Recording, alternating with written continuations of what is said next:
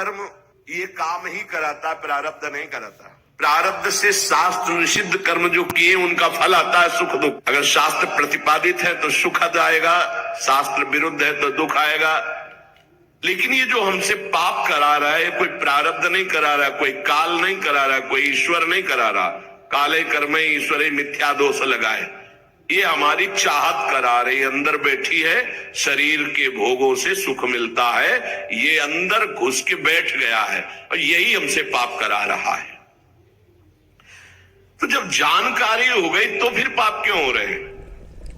जब जानकारी हो गई कि ये काम पाप करा रहा है तो हम इस जानकारी का प्रयोग क्यों नहीं कर पा रहे हैं? ये ज्ञान ढक गया है हमारा, जो ढका हुआ ज्ञान है, ये प्रकाशित ये काम में नहीं आएगा।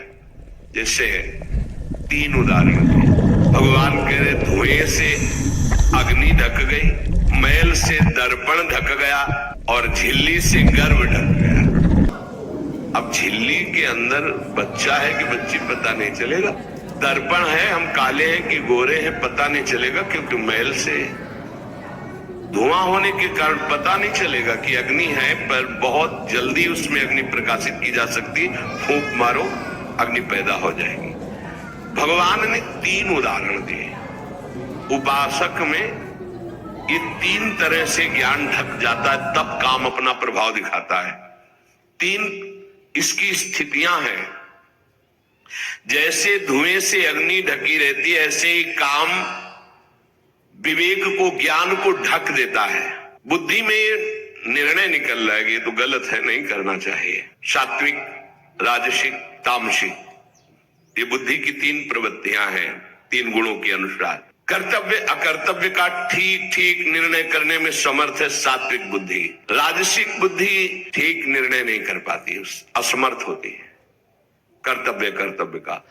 और तामसिक उल्टा ही निर्णय करती है, ठीक निर्णय करने की सामर्थ्य सात्विक बुद्धि में है। अब जो ही भोग इच्छा प्रकट हुई, धुआं पैदा हो गया। भोगों की न भोगों, पाप तो नहीं बन जाएगा। धुआं है, इसका मतलब अग्नि है, ज्ञान है उसके अंदर।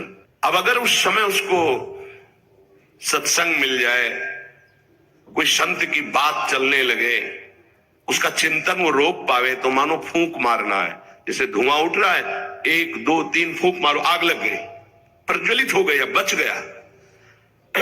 ये पहला बहुत सरल है, बच जाना काम से। धुआं हो जाने पर दिखाई नहीं देता क्या है, क्या ठीक है क्या नहीं ठीक है, पर फूंक मारो तो आग उठी, धुआं खत्म हुआ।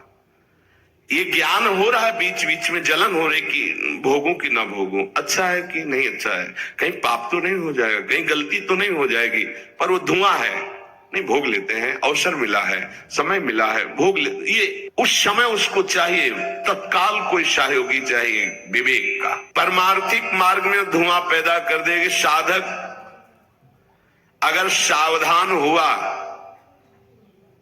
तो तत्काल प्रयासरत हो जाता है इस धुएं को हटाने के लिए। फूंक मारने का मतलब कीर्तन शुरू हो गया, वो सत्संग शुरू हो गया, किसी संत के पास तत्काल बैठ गया, उसकी वाणी सुनने लगा, वो धुआं खत्म हुआ। फूंक लगी, आग जली, धुआं खत्म। ठीक निर्णय नहीं, नहीं ऐसा नहीं करना। उत्पत्ति विनाशशील जड़ वस्तुओं में प्रियता, महत्ता, सुंदरता, सुखद रूपता, ये काम पहले पैदा करता है। ये सत्य है, इसमें सुख मिलेगा, इसमें बहुत सुख मिलेगा। अब ये धुआं बढ़ता चला जा रहा है, कैसे सुख मिलेगा? लाखों लोग भोग रहे हैं, कैसे सुख? कैसे तुम मुझे बावरा बना सकते हो? नहीं नहीं, गलत है। ये है धुआं को हटाना, फूंकना। अरे अन्य शरीरों की अपेक्षा है मनुष्य शरीर सर्वश्रेष्ठ है, इसमें विवेक है। हम कैसे ऐसा पशुवत आचरण कर सकते? नहीं, अरे मन नहीं, तेरी सलाह नहीं। अब वो फूंक रहा है, आग पैदा कर रहा है, ज्ञानाग्नि पैदा कर रहा है। पर बहुत प्रवीण साधक नहीं, उससे प्रवीण मन है, वो सुख को सुख मानकर भोगने की लालसा प्रबल होने के कारण वो धुआं नहीं हटा पा रहा, वो उसी में और राग कर रहा है। प्रथम अवस्था में हटा लिया तो हटा लिया, नहीं दूसरी अवस्था में बहुत ही भयानक स्थिति हो जाएगी। ये अवस्था बदलने में देर नहीं लगती, कहने में देर लगी। दूसरी अवस्था हो जाती है दर्पण में ढका हुआ मैल। उसमें तो फूंक केवल मारनी थी कि आग प्रज्वलित हो गई, क्योंकि तैयार एकदम ज्ञान है, पर धुआं जैसा ढक गया, काम ने ढक दिया। जब दूसरी स्थिति आई उसी उपासक की कि इसका प्रायश्चित भी तो और वो मल लग गया। जैसे दर्पण में गाढ़ा मल पोत दिया जाए तो बिल्कुल दिखाई नहीं देगा कि हमारा रूप कैसा है। अब बिल्कुल विचार शून्य होता चला जा रहा है।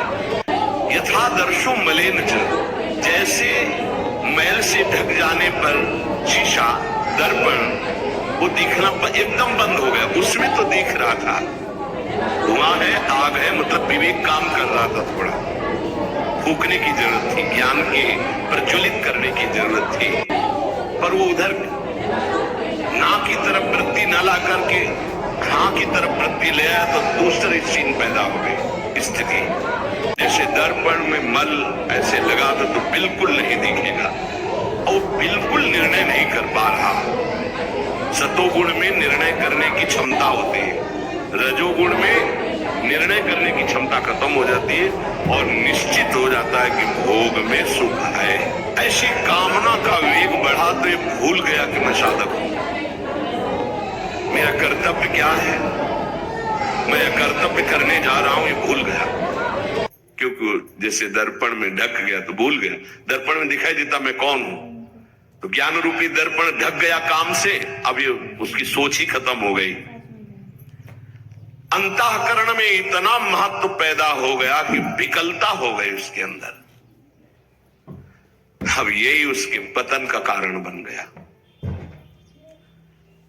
इतना महत्व बढ़ गया कि निर्णय करने की क्षमता खत्म हो रही है कि मैं एक साधक हूं, मैं उपासक हूं, पापाचरण नहीं करना चाहिए। ये किसी का भी हो सकता है। पहली दशा बहुत जल्दी हटा जा सकता है, फूंक मारी हट गया, आग पैदा हुई ज्ञान की, नहीं नहीं। दूसरी दशा गुंजाइश है थोड़ी, उसको ऐसे पोछना पड़ेगा, समय लगेगा, पोछना पड़ेगा, तब दिखाई दे, नहीं नहीं। तो दूसरे में संभलना रजोगुण, ये ठीक है, ये नहीं ठीक है, क्षमता खत्म हो चुकी। पहले में क्षमता थी, दूसरे में क्षमता खत्म हो गई। तीसरा यथोल बेना व्रतो गर्भा, तीसरा तमोगुण, वो विपरीत ही दिशा की तरफ ले जाएगा। क्षमता की तो बात जाने दो, वो सारी सामर्थ्य विपरीत है, जो होगा देखा जाएगा, चलो वो विपरीत दिशा की तरफ ले जाएगा।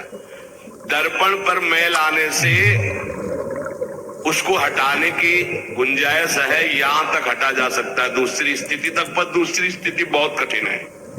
हटने की स्थिति अब खत्म हो चुकी, लगभग पर हटा जा सकता है, लेकिन तीसरी में तो हटा ही नहीं जा सकता।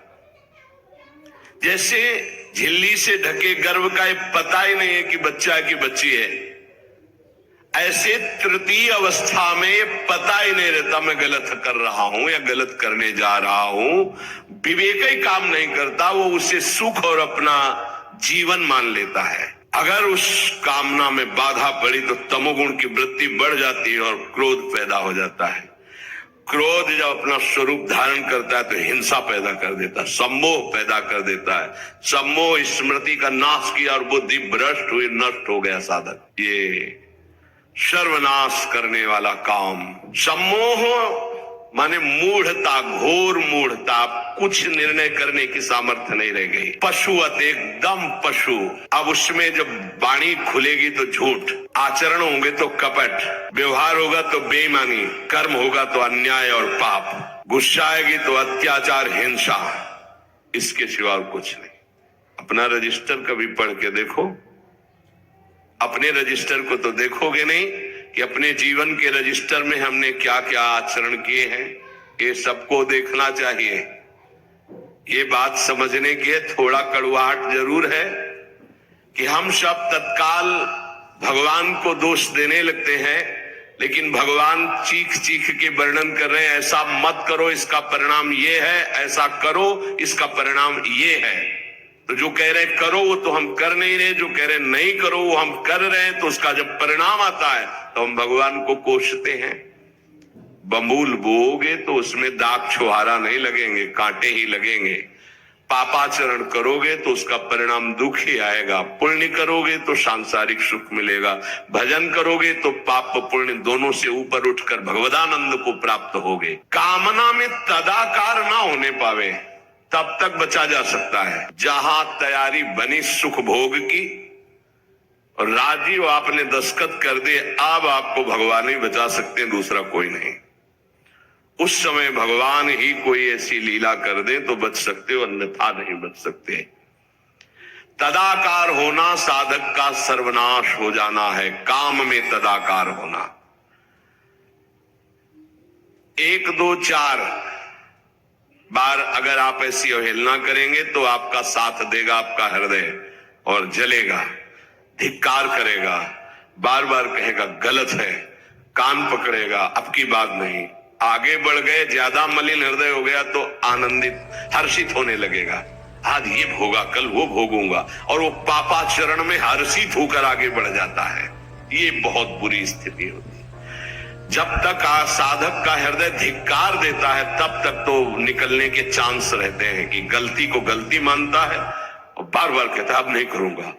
वो विवश होकर गलती हो रही पर वो कह रहा नहीं करो, ये निकल जाएगा, आज नहीं तो कल निकल जाएगा।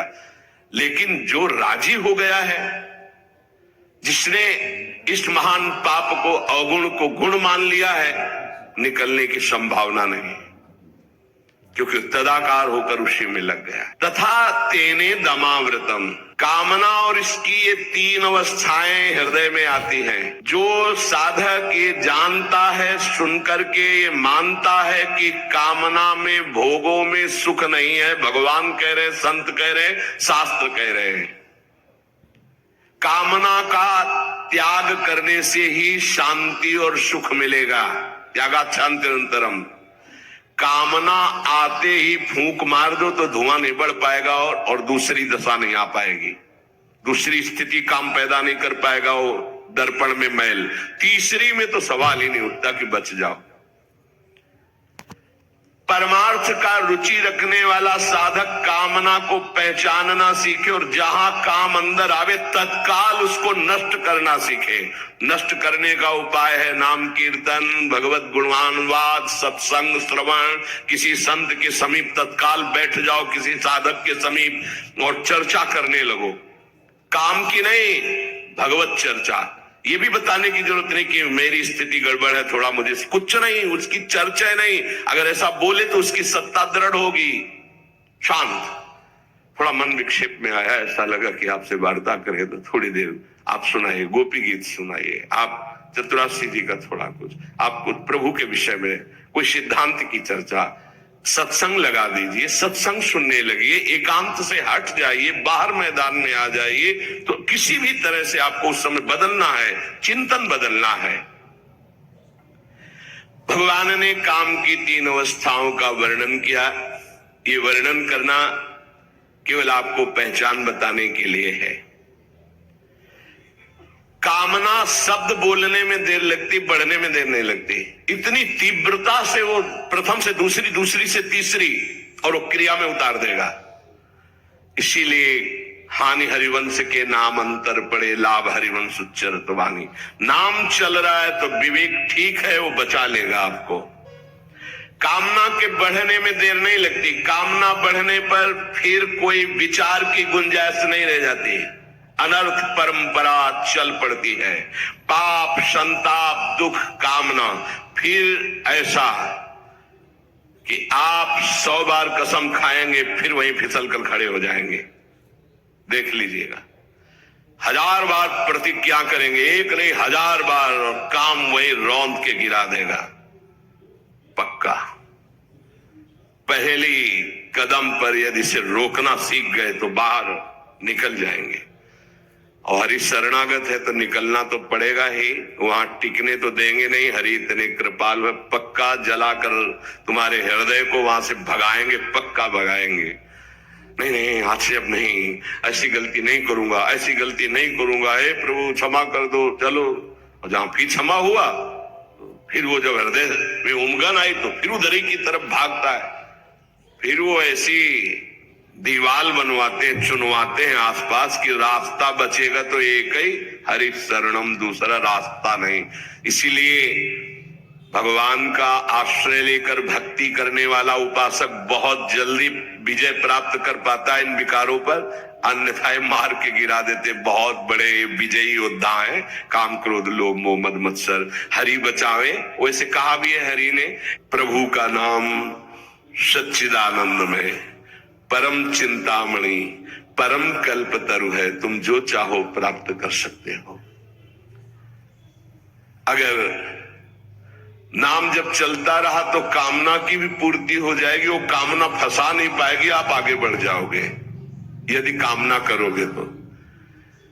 किंतु चिंतामणि कल्पवृक्ष कामधेनु स्वरूप नाम को प्राप्त करके कुछ मांगना ऐसा ही कुछ है जैसे सम्राट के सामने जाकर के किलो 2 किलो गाजर मूरी मांगना। क्यों? क्योंकि ये माया जनित कोई भी वस्तु मांगोगे तो विलंब तो हो ही जाएगा भगवत प्राप्ति में, और इसका क्या महत्व है? ये तो पूर्व प्रारब्ध व सुख दुख आते रहते हैं, इनको मांगने की जरूरत नहीं। मांगो तो सीधे प्रभु को मांगो, संसार क्यों मांगो? संसार के मालिक को मांग लो, आप मिलो। ये तो अपने आप पीछे पड़ा रहेगा, पक्का समझो। मां की तरह माया दुलार करती है नाम जापक के। इसके द्वारा तुम संपूर्ण स्वार्थ की पूर्ति कर सकते हो। जपो नाम, जो चाहोगे मिल जाएगा, पर उतनी संख्या तुम्हारे पहले पाप नष्ट होंगे जो दुख देने वाले हैं, उनका नाश करके ही तुम्हारी कामना की पूर्ति करेगा। पर हमें लगता है कि ऐसे दुर्लभ नाम का भगवत चरणारविंद की अनपायनी भक्ति, प्रेम लक्षणा भक्ति मांगो जो बड़ी दुर्लभ है। सच्चे भगवत भक्त कभी इस नाम रूपी चिंतामणि कल्पतरु कामधेनु से कोई स्वार्थ की इच्छा नहीं रखते। न पारमेष्ठम न महेंद्र धिष्णम न सार्वभौमम न रसाधिपत्यम न योग सिद्धि न पुनर्भवम वा मयि अर्पितात्मेच्छति मद विनान्य। जो नाम जापक है उसके हृदय में इतना आनंद आ जाता है, वो कहता है मुझे ब्रह्मा का पद नहीं चाहिए, मुझे देवराज इंद्र का पद नहीं चाहिए, मुझे सार्वभौम सम्राट पद या रसातल का पद या योग सिद्धियां या मोक्ष पद भी मुझे कुछ नहीं चाहिए। मेरा मन केवल नाम में प्रभु में लगा है, बस मुझे सब कुछ मिल गया। भगवत चरणारविंद की प्राप्ति नाम से हो जाती। अब मुझे क्या चाहिए? क्योंकि वही महालक्ष्मी चरण पलटती हूं उन्हीं चरणों को, वही चरण आपको मिल गए। अब क्या त्रिभुवन का ये मायामय खेल थोड़ी आकर्षण करता है।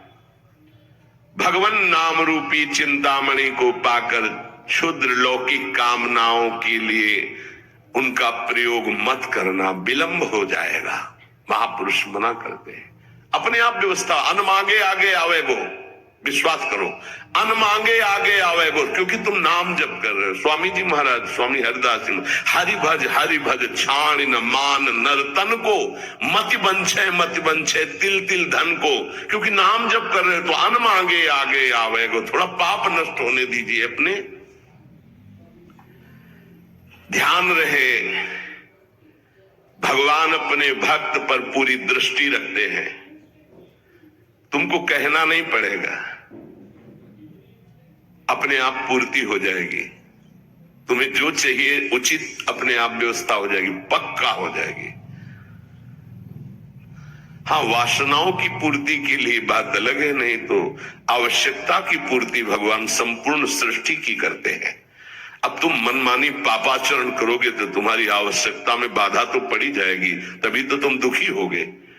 पापाचरण करने वाला ये नहीं कह सकता कि भगवान ऐसा मेरे साथ करते। तुम कानून के विपरीत चल रहे हो तो तुम्हें दंड तो भोगना ही पड़ेगा।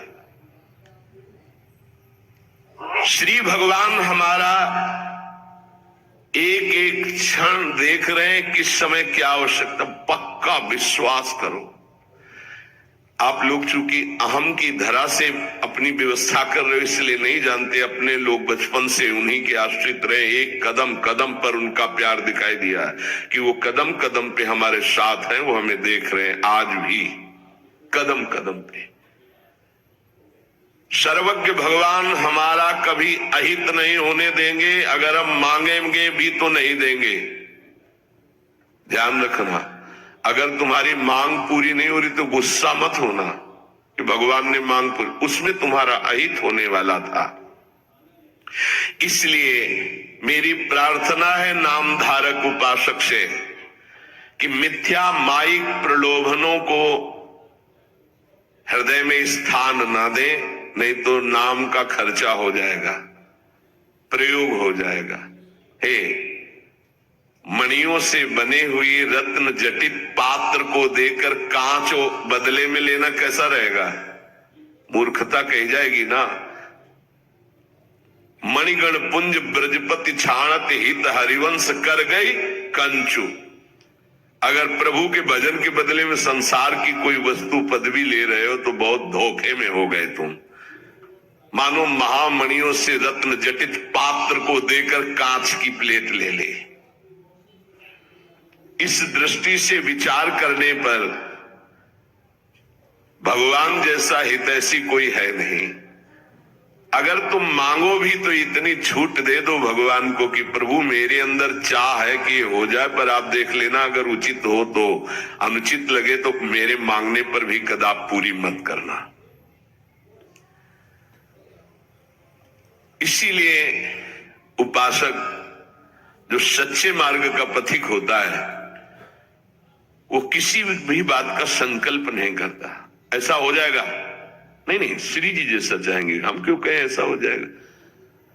देखो इस पे बहुत ध्यान देना है, खर्चा कर दोगे महाराज ऐसा से ऐसा, हाँ जाओ हो जाएगा, तुम चिंता मत करो, हो तो जाएगा, पर गई पूंजी महाराज ऐसे से, हाँ भगवान की इच्छा ऐसी होगी, श्री जी की ऐसी जैसी इच्छा होगी वैसा हो जाएगा, तुम निश्चिंत रहो। श्री जी की जैसी इच्छा होगी वैसा हो जाएगा, तुम निश्चित। सकामता तुम्हारी वाणी से भी नहीं आनी चाहिए। अरे जाओ सब ठीक हो जाएगा, हाँ तो अगर तुम्हारे पास है वो पूंजी तो ठीक तो हो ही जाएगा। क्या सांसारिक कामनाओं की पूर्ति होना, सांसारिक रोग ठीक हो जाना, ये कोई ठीक होना है? क्योंकि अंततोगत्वा शरीर तो छूटेगा ही, मरना तो पड़ेगा ही। हमको जीते जी वो शरीर प्राप्त कर लेना जो दिव्य भगवान के धाम में सेवा में जाए, इसके पीछे मत पड़ो। ये तो छूटेगा ही, आज नहीं तो कल छूटेगा। ये मिला है ऐसी कमाई कर लो भजन की कि दिव्य आत्मा बन जाओ, महात्मा बन जाओ, भगवत चरित्रों का पान करके भगवत लीला में प्रवेश पा जाओ। इसलिए भगवान का नाम, प्रभु का नाम, यही हमारा साधन है, यही हमारा साध्य है। हम अधिक से अधिक इस महाधन को गुप्त रखें और बढ़ाते रहें, अपने आप सब दिव्यताएं आ जाएंगी। बिल्कुल चिंता नहीं करना, आपकी रक्षा सुरक्षा व्यवस्था सब यही नाम करेगा।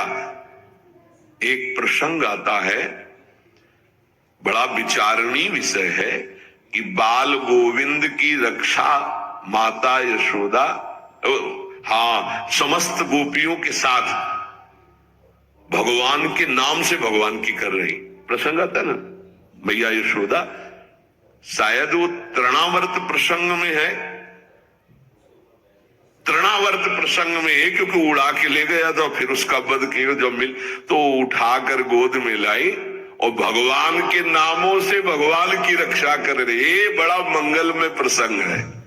नाम जापक को नाचना चाहिए कि हमारे हृदय में जो गुरुदेव ने नाम दिया वो भगवान की रक्षा की जाती है, उसी नाम के बल से भगवान की रक्षा के। तो फिर हम अपनी रक्षा के लिए क्या चिंता करें, नाम हमारी जिह्वा पे, ये नाम को बसाओ। प्रार्थना है हर समय, ये मत सोचो उपांशु से वाचिक से 10 गुना, उपांशु से 10 गुना 100 गुना मान, ये सब ये सब अपना विषय नहीं, ये सब दिमाग लगाने वालों को विषय। अपना विषय है, नाम नहीं भूलना चाहिए। यदि अंदर से नाम छूट रहा है तो हम जोर से उच्चारण, राधा वल्लभ श्री हरिवंश, राधा वल्लभ श्री, हमें नाम नहीं छोड़ना, पकड़ना है। राधा वल्लभ श्री हरिवंश, राधा वल्लभ श्री हरिवंश, हमें पकड़ना है। भीड़ में है, कोलाहल में है, नाम नहीं चल रहा, बड़ी ऐसी अंदर विक्षेप वाली बात आ रही तो हम नाम जब मतलब अंदर से समझ लो, जीवन का परम साधना का सबका सार हर समय नाम, जो नाम पकड़ लिया वो सिद्ध हो गया। ग्रह के महान सिद्ध बाबा रामदास जी महाराज, उनके दर्शन भी हुए, बड़ा सौभाग्य था। तो वृद्ध थे प्रभु, वृद्ध एकदम वयोवृद्ध, और सब संत सेवा में, और ऐसे कान लगा के उनके पास बैठो, सीताराम सीताराम सीताराम सीताराम लगा है। देखो वृद्ध स्वयं भगवान शिव निरंतर नाम जप करते, शनकादि जप करते हैं, बड़े बड़े महापुरुष जप करते। इधर उधर भटकने की कोशिश मत करो, ये कलिकाल है। कोई भी ज्ञान टिकाऊ नहीं है बुद्धि में, कभी भी फिसला सकती माया। ब्रह्म ज्ञान बिन नारी नर करे न दूसरी बात, कौड़ी लागी लोभ बस करे विप्र गुरु घात। ऐसी कलिकाल की कुचाल है। तो उठते बैठते चलते फिरते पवित्र पवित्र